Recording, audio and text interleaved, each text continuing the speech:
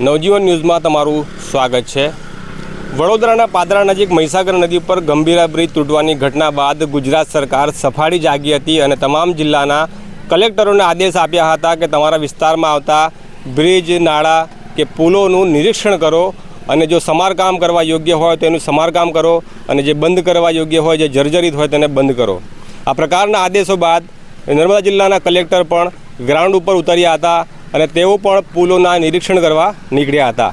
ત્યારે એક અંદાજ મુજબ 6 જેટલા બ્રિજ આ જિલ્લાની અંદર બંધ કરવામાં આવેલા છે। વાહન વ્યવહાર પ્રતિબંધિત કરવામાં આવેલું છે, કાં તો આંશિક રીતે બંધ કરવામાં આવેલું છે। ત્યારે આજે તમે મારી પાછળ જે બ્રિજ જોઈ રહ્યા છો એ બ્રિજ છે નર્મદાના મુખ્ય જિલ્લા મથક એવા રાજપીપળાના કરજણ નદી ઉપર આવેલું આ બ્રિજ છે।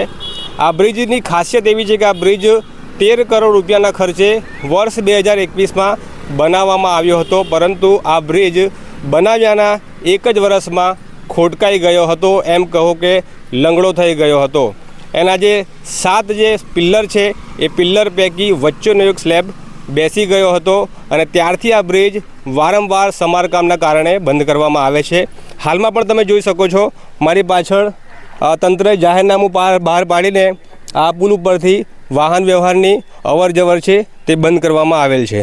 તો આ બ્રિજની બીજી એક એવી ખાસિયત છે કે આ બ્રિજ જ્યારે બનીને તૈયાર થઈ ગયું ત્યારે આ બ્રિજનું ઉદ્ઘાટન કરવા એક પણ નેતા આગળ નથી આવ્યો। આ બ્રિજની ઉપર કોઈએ રિબિન નથી કાપી। આ બ્રિજ જ્યારથી બન્યો ત્યારથી જ ખોટકાયેલો રહે છે અને 13 કરોડ રૂપિયાનો ખર્ચ કરવામાં આવ્યો, છતાં પણ આ બ્રિજ એક જ વર્ષમાં લબડી પડ્યો હતો। ત્યારે આ બ્રિજ બનાવનાર કંપની સામે કોઈ પગલાં લેવામાં આવ્યા હોય કે તેને દંડ ફટકારવામાં આવ્યું હોય, તેને બ્લેકલિસ્ટ કરવામાં આવી હોય તેવી કોઈ માહિતી સામે આવી નથી। માત્ર આ બ્રિજને વચ્ચેનો જે સ્લેબ છે તે તોડીને ફરીથી 6 કરોડ રૂપિયાના ખર્ચે ફરીથી નવું બનાવવા માટે ગુજરાત સરકારે 6 કરોડ રૂપિયા પાસ કર્યા છે તેવી માહિતી છે। હાલમાં પણ થોડા દિવસ પહેલાં કેટલીક એજન્સીઓ દ્વારા આ બ્રિજને લોડ ટેસ્ટિંગ કરવામાં આવ્યું હતું, પરંતુ આ બ્રિજની પરિસ્થિતિમાં કોઈ સુધાર થતો નથી અને અહીંયાથી જે પાછળ જે ગામડાના લોકો છે તે અવર જવર કરવા માટે તેમને ભારે મુશ્કેલી પડી રહી છે। અમે તેમની સાથે વાત કરી છે, તમે પણ સાંભળો આ વિડીયોમાં। મારું નામ નીલક્ષુબેન વસાવા છે, હું વેરીસલપુરા ગામની છું અને આ બ્રિજ પર આવવા જવાનો વ્યવહાર બંધ કરેલો છે તો અમને ઘણી બધી મુશ્કેલી નડે છે। વરસાદમાં કશું લઈ જવું મૂકવું હોય તો બી ઘણી મુશ્કેલી પડે છે। ફરીને જવાનું 10-15 કિલોમીટર અમારે ચાલીને જવાનું છે। રિક્ષામાં જઈએ ત્યારે રિક્ષાવાળા અમને ત્યાં સુધી રોકે કે જ્યાં સુધી એમના પેસેન્જરો પેલા ઘેટા બકરા ભરે છે એવી રીતના ભરીને લઈ જાય છે આ પેસેન્જરો। ત્યાં જવાના અમારે 25 રૂપિયા જતાના થાય છે, 25 રૂપિયા આવતાના થાય છે। ત્યાં ઉતરી લીંબટવાડાથી પાછો અમારે 10-15 કિલોમીટર ચાલીને આવવું પડે છે અને કંઈ લઈ જવું હોય મૂકવું હોય તો અમારે રિક્ષાવાળાને 500 થી 600 રૂપિયા ચૂકવવાના આવે છે। વહેલી તકે બ્રિજ ચાલુ કરે તો અમારે ઘણું સારું છે ને ઘણી મુશ્કેલી પડે છે, પણ કોઈ રાજકારણવાળા કે કોઈની કંઈ પડેલી નથી કે બ્રિજ ચાલુ થાય। વહેલી તકે બ્રિજ ચાલુ થાય તો ઘણું બધું સારું છે એમ।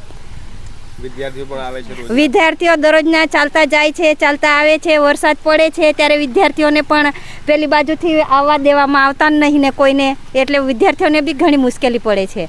જો આ વાહન વ્યવહાર ચાલુ થાય આ બ્રિજનો તો અમારે માટે ઘણું સારું છે। આ બ્રિજનું ઓપનિંગ બી થયેલ નથી। બ્રિજ બન્યા પછી તાત્કાલિક અસરથી બેહી ગયેલ હોય, 2021માં બનેલ છે અને બાજુમાં જે નજીકમાં જ બિલકુલ ગામડા આવેલા છે એ લોકોને ઘણી તકલીફ પડે છે આવવા જવાની। જે અહીંથી આવવા માટે 1 કિલોમીટરનો રસ્તો થાય એની જગ્યાએ ફરીને એ લોકોએ 6 કિલોમીટર જવું પડે છે, પણ એના પરથી લોડિંગ વાહનો બી જતા હોવાથી ફરીથી ડેમેજ થવાથી હવે પબ્લિકને બી આવવા જવા માટે રસ્તો બંધ કરી દીધેલ છે। હાલની મિનિટે બંધ કરેલું છે, બેરિકેડ મારી દીધેલા છે અને કોઈ પબ્લિકને બી આવવા જવાની મનાઈ કરેલ છે।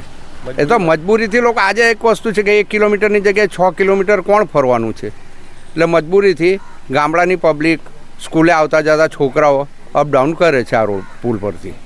વૈષ્ણવજન તો તેને કહીએ જે પીડ પરાઈ।